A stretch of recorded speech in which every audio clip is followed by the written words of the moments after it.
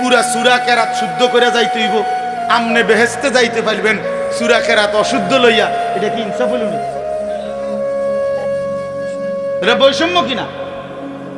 তো বৈষম্য যদি বাংলাদেশে না চলে তো জান্নাতে কেমনে চলবে? এটা কি রে ভাই, আপনার বেহেশতে তো সোজা হইয়া গেল, আপনি বিড়ি খাইতে খাইতে বেহেশতে যাবেন গা?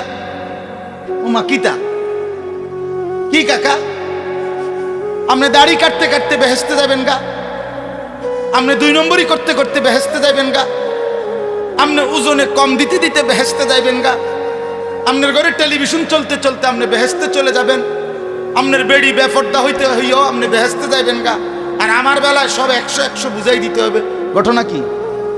ইসলামে এই 2 রকম সিদ্ধান্ত কে দিল?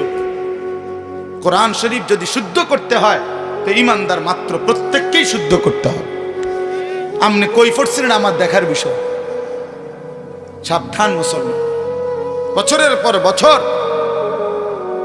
আমি কমপক্ষে আপনাদেরকে বলে গেছি, আমি আল্লাহরে বলবো